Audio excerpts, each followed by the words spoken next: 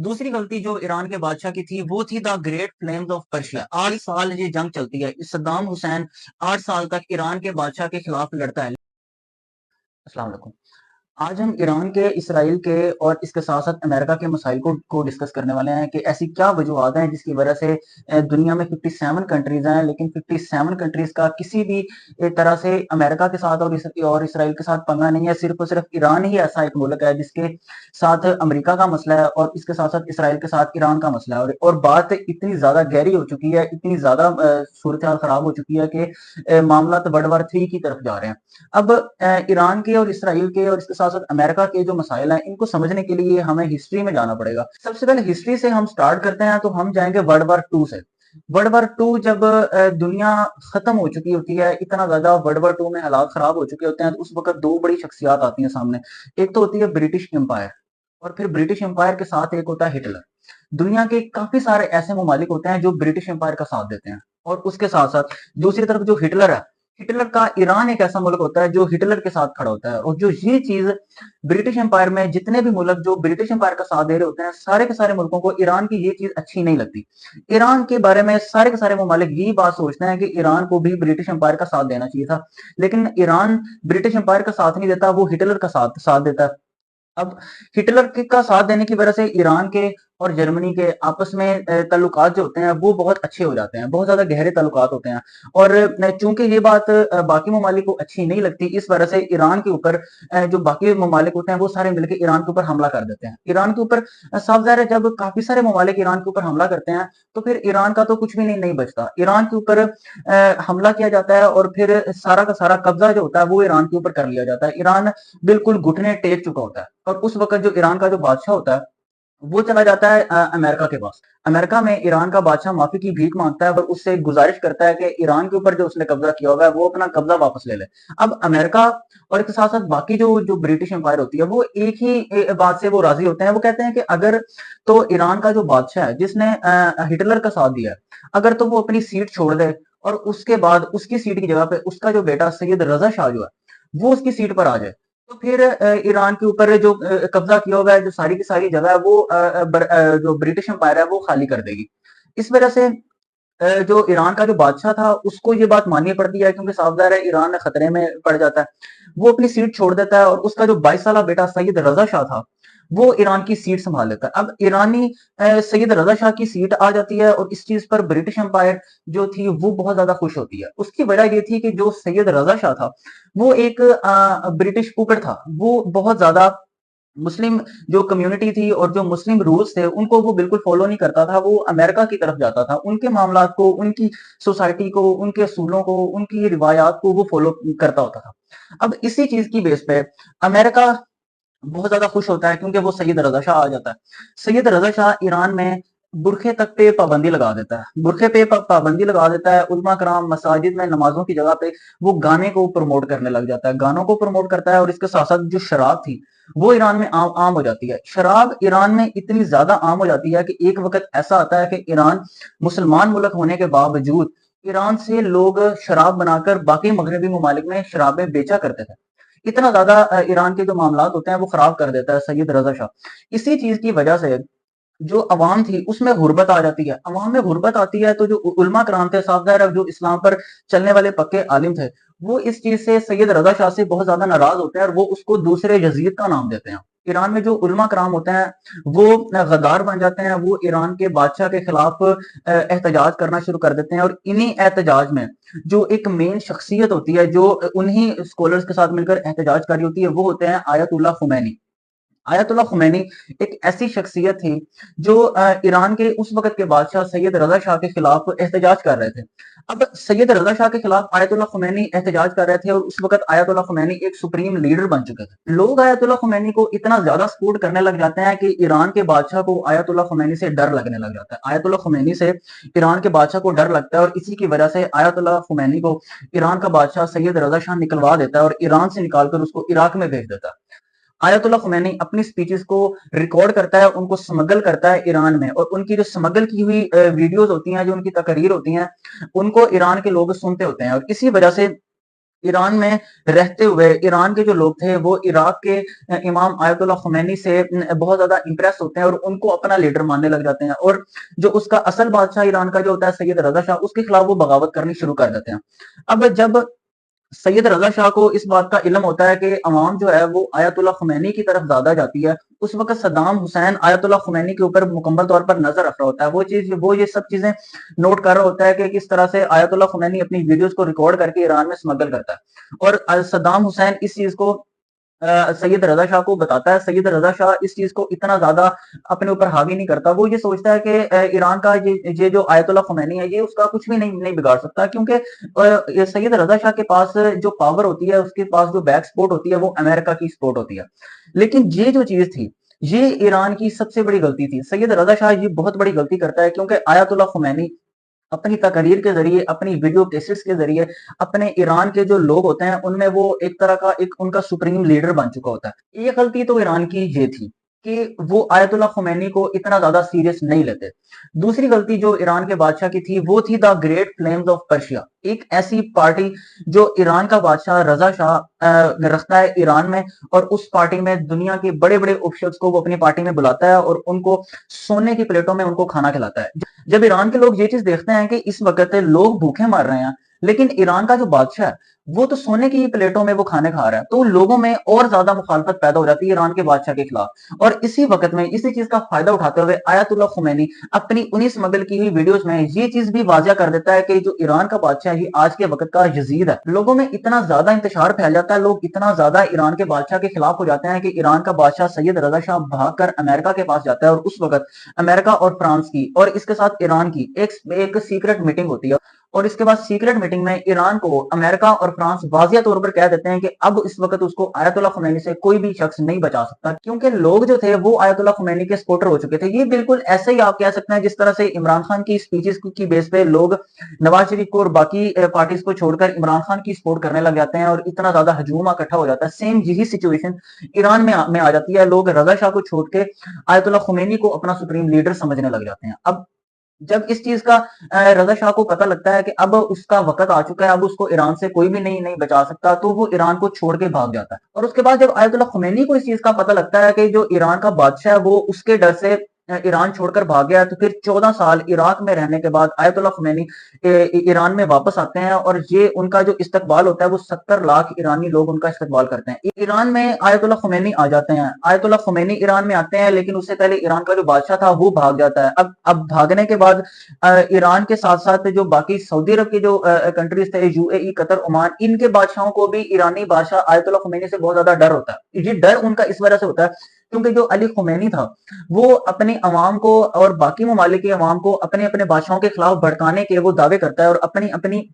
تقریر میں وہ بالکل یہی واضح کرتا ہے کہ جو ان کے بادشاہ ہیں یہ ایک وقت کے یزید ہیں اور ان کو نکالا جائے۔ اسی وجہ سے جو باقی ممالک تھے ان کے جو بادشاہ تھے وہ بھی آیت اللہ خمینی سے ڈرنے لگتے ہیں۔ اب آیت اللہ خمینی سے باقی ممالک بھی ڈرنے لگتے ہیں۔ ایران کے ساتھ عراق تھا، عراق میں صدام حسین کی حکومت تھی، اسی سیم ٹائم میں ایران میں آیت اللہ خمینی کی حکومت آتی ہے۔ عراق میں جب صدام حسین کی حکومت آتی ہے تو ایران میں باقی ممالک، مغربی ممالک، امریکہ، فرانس وغیرہ کی ان میں آرمی ہوتی ہے، اور اس کے ایران کے ساتھ جو دوسرا ممالک تھا افغانستان، اس میں بھی امریکہ کی فوج ہوتی ہے۔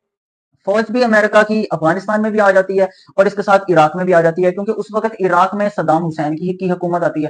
اب صدام حسین کی جب حکومت آتی ہے تو سارے کے سارے جو ممالک جن کے بادشاہ ایران کے بادشاہ آیت اللہ خمینی سے ناراض ہوتے ہیں، وہ عراق کے بادشاہ صدام حسین کو مکمل طور پر سپورٹ کرتے ہیں۔ اب عراق کو مکمل طور پر پوری کی پوری دنیا سے سپورٹ ملتی ہے، عراق کو سپورٹ دی جاتی ہے۔ عراق کا جو اس وقت کا جو عراق کا پریزیڈنٹ تھا صدام حسین، اس کو پوری کی پوری دنیا سپورٹ کرتی ہے، اور اس کو اس بات پہ وہ لاتی ہے کہ عراق ایران پر حملہ کر دے، کیونکہ صاف ظاہر ہے جو باقی کے باقی مغربی جو ممالک تھے وہ بھی، اور اس کے ساتھ ساتھ جو یو اے ای تھا وہ بھی ایران کے خلاف ہو جاتا ہے، کیونکہ اس وقت آیت اللہ خمینی ان سب ملکوں کے بادشاہوں کے خلاف بغاوت کرنے کے لیے عوام کو اکسا رہا ہوتا ہے۔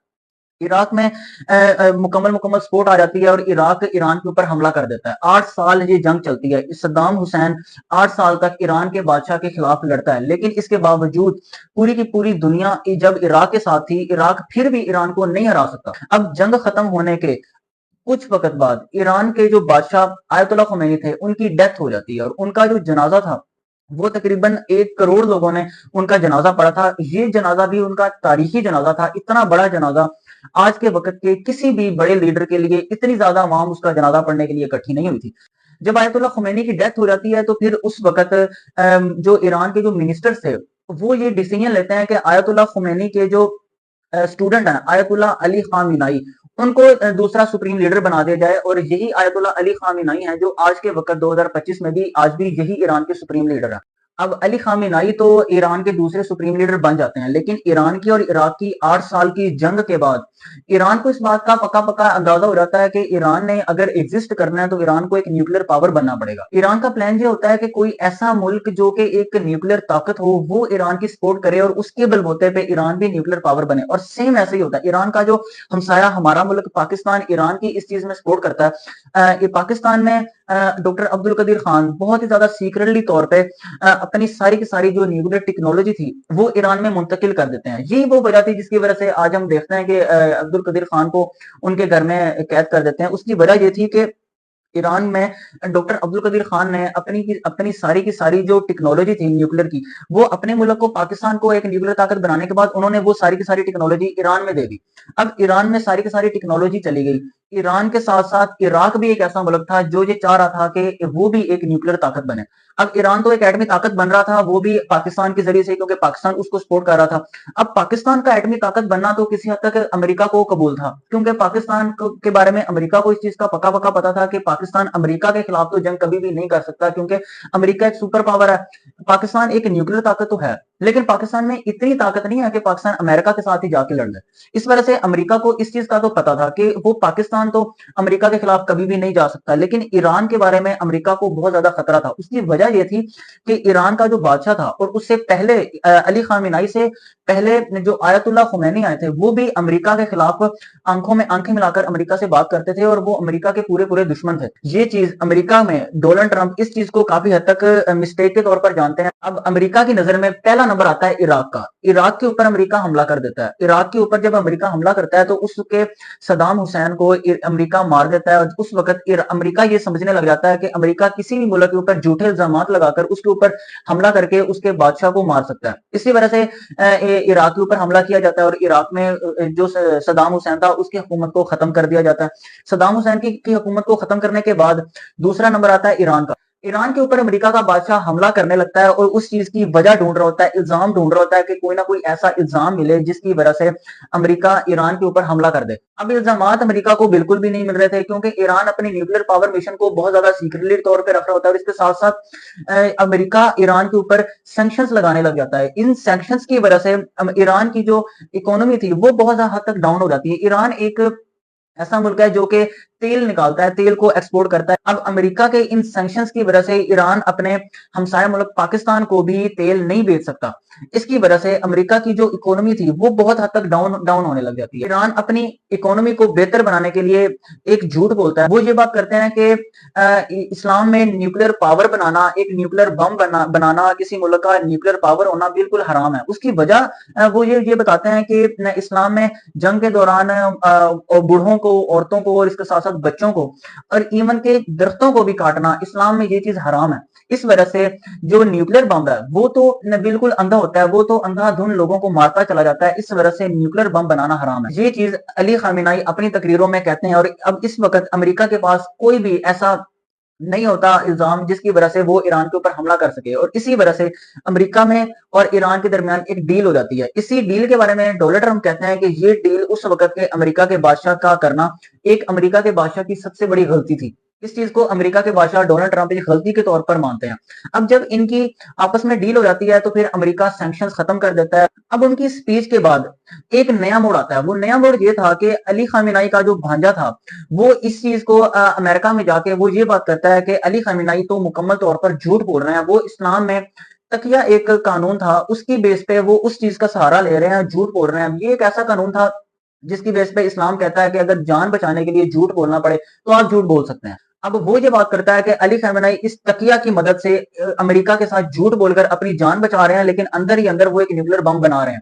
اس چیز کا امریکہ کو اس دن سے اندازہ ہونے لگ جاتا ہے، اور امریکہ کو شک پڑ جاتا ہے کہ ہو سکتا ہے کہ ایران واقعی میں ایک نیوکلیر بم بنا رہا ہو۔ امریکہ نظر رکھنے لگ جاتا ہے۔ امریکہ اس وقت سپیچز میں جو علی خامنہئی تھے، وہ سپیچز میں اپنی سپیچز میں وہ یہ بات کرتے ہیں کہ ہم کسی قسم کا کوئی نیوکلیر بم نہیں بنا رہے، کسی بھی ملک نے، کسی بھی ادارے نے آ کر دیکھنا ہے تو وہ دیکھ سکتا ہے۔ اب اس وقت یو این کی ٹیم جاتی ہے اور ایران کے اندر جا کے چیکنگ کرتی ہے کہ کیا واقعی میں ایران ایک نیوکلیر بم بنا رہا ہے یا نہیں بنا رہا۔ اب ایران میں جب وہ دیکھتے ہیں کہ ایران تو واقعی میں ایک نیوکلیر بم بنا رہا ہے، تو اس کے ساتھ ساتھ وہ یہ دیکھتے ہیں کہ ایران کی جو نیوکلیر پلانٹس کا اور جو نیوکلیر بم بنانے کے جو کام ہے، ان کی جو ٹیکنالوجی ہے، وہ پوری کی پوری پاکستان سے ملتی ہے۔ اب یہ چیز صاف واضح ہو جاتی ہے کہ ایران کو ایک نیوکلیر طاقت بنانے میں پاکستان ایران کی بہت زیادہ سپورٹ کر رہا ہے۔ اس وجہ سے ڈاکٹر عبد القدیر خان پاکستان کے ٹی وی چینلز پر آ کر پاکستان کی عوام سے اور باقی لوگوں سے معافی مانگتے ہیں، اور اس کے بعد پاکستان امریکہ کو خوش کرنے کے لیے ڈاکٹر عبد القدیر خان کو ان کے اپنے ہی گھر میں قید کر دیتا ہے۔ اب ڈونلڈ ٹرمپ جیسے ہی پریزیڈنٹ بنتے ہیں، وہ ایران کی اور امریکہ کی جو کی گئی ڈیلز ہوتی ہیں ان کو ختم کر دیتے ہیں، اور ایران کے اوپر دوبارہ سے سینکشنز لگا دیتے ہیں۔ لیکن ایران ان چیزوں کے بالکل خلاف جاتا ہے، ایران اپنی سینکشنز کو بالکل اگنور کرتا ہے، اور اس کے ساتھ ساتھ جو ان کا جو نیوکلیر پروگرام جو تھا اس کو وہ دوبارہ سے چلانا شروع کر دیتے ہیں۔ لیکن امریکہ کو پھر بھی اس چیز کا علم ہوتا ہے کہ وہ سینکشنز کو اگنور کر رہا ہے اور اپنا جو نیوکلیر کا جو کام ہے وہ دوبارہ سے جاری کر رہا ہے۔ اس وجہ سے امریکہ ایران کی یہ بدماشی بالکل بھی برداشت نہیں کرتا۔ ایران کے اوپر امریکہ حملہ کر دیتا ہے ایک میزائل سے۔ ایران کا جو آرمی چیف تھا قاسم سلیمانی، اس کو امریکہ مار دیتا ہے۔ اس وجہ سے ایران میں بہت حد تک غم آ جاتا ہے، اور اس کے ساتھ ساتھ جو عوام میں بہت زیادہ غصہ آنے لگ جاتا ہے کہ دنیا کے سامنے، دنیا میں کھلم کھلا امریکہ نے ایران کے اندر ہی بیٹھے ہوئے اس کے جو آرمی چیف تھا قاسم سلیمانی، اس کو مار دیتے ہیں۔ اب قاسم سلمانی کے مرنے کے بعد دوبارہ سے ایران میں الیکشن ہوتے ہیں۔ ان الیکشنز میں نیا جو صدر بنتا ہے وہ ہوتا ہے ابراہیم رئیسی۔ ابراہیم رئیسی بہت زیادہ سخت آدمی تھا، وہ بھی ایران کے مکمل حد تک سپورٹ میں ہوتا ہے، اور امریکہ کے وہ پوری پوری خلافت کرتا ہے۔ جب ایک سپر پاور کے ساتھ جب آپ اس کی آنکھوں میں آنکھیں ڈالیں گے تو پھر صاف ظاہر ہے سپر پاور ہے تو اس شخص کو مار دینا۔ اسی چیز کے کچھ ہی وقت کے بعد امریکہ ایران کے اوپر حملہ کر دیتا ہے، اور پھر ایران پر حملہ کرنے کے بعد امریکہ اس کے صدر ابراہیم رئیسی کو مار دیتا ہے، لیکن شو یہ کروایا جاتا ہے کہ وہ ایک ہیلی کاپٹر کریش میں وہ مر جاتے ہیں۔ ابراہیم رئیسی کے مرنے کے بعد جو نیا جو پریزیڈنٹ بنتا ہے وہ تھے علی خامنہئی۔ علی خامنہئی بہت زیادہ کام انسان تھے۔ علی خامنہئی اپنے پریزیڈنٹ بنتے ہی وہ یہ بات کہتے ہیں کہ ہم آج بھی آیت اللہ خمینی کے جو اصول تھے ان پہ ہم آج بھی چل رہے ہیں، اور وہ ان کے اصول یہ تھے کہ اسلام میں نیوکلیر پاور بننا، نیوکلیر بم بنانا ایک حرام ہے۔ اسی وجہ سے علی خامنہئی یہ بات کرتے ہیں کہ امریکہ اور اس کے ساتھ باقی ممالک جو ہیں وہ ڈیل کر لیں، اور امریکہ جو ہے وہ اس کے اوپر سینکشنز لگانا بند کر دے، جس کی بیس پہ، جس کے بدلے میں جو ایران تھا وہ اپنا جو نیوکلیر پروگرام ہے وہ بالکل ختم کر دے گا۔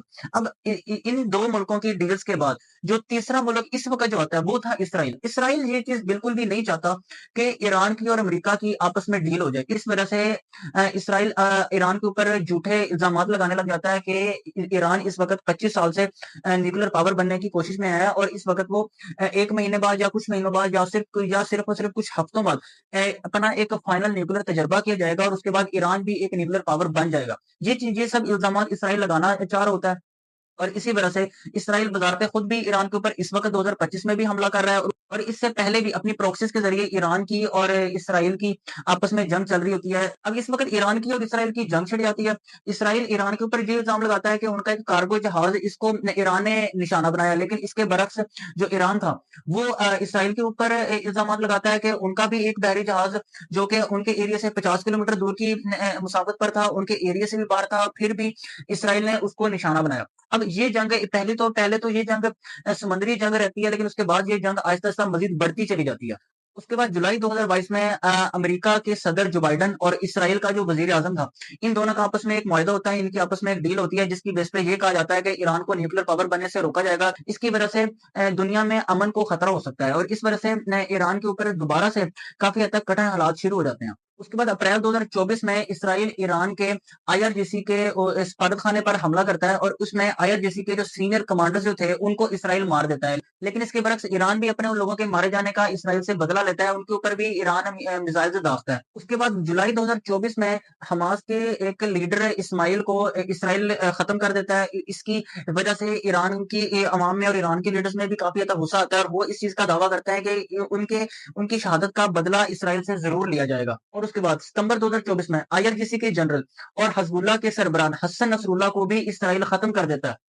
اب ان کے مرنے کے بعد اکتوبر 2024 میں ایران ایک جوابی حملہ کرتا ہے، اسرائیل کے اوپر میزائل داغے جاتے ہیں، کچھ میزائل سے اسرائیل کو نشانہ بن جاتے ہیں، لیکن کچھ میزائل اسرائیل کے اوپر نہیں لگتے، ان کا جو ایئر ڈیفنس سسٹم ہوتا ہے وہ اس کو ختم کر دیتا ہے۔ اب ان ایران کے نشانوں کے بعد معاملہ تھوڑا سا ڈاؤن ہو جاتا ہے، لیکن اب اس سال دوبارہ سے جون 2025 میں اسرائیل دوبارہ سے ایران کے اوپر حملہ کرتا ہے اپنے ایک آپریشن رائزنگ لائن کے نام سے، اور آپریشن رائزنگ لائن میں وہ ایران کی جو نیوکلیر تنصیبات تھیں، ان کی جو نیوکلیر طاقت کے جو مراکز تھے ان کو وہ نشانہ بناتا ہے، اور اس کے ساتھ جو ان کے فوجی آفیسرز تھے ان کو وہ اسرائیل نشانہ بناتا ہے، اور اس میں جو مین آفیسرز ہیں جن کی ڈیتھ ہوتی ہے وہ حسین سلامی، اور اس کے ساتھ ساتھ باقی دو نیوکلیر سائنسدان تھے ان کی ڈیتھ ہو جاتی ہے۔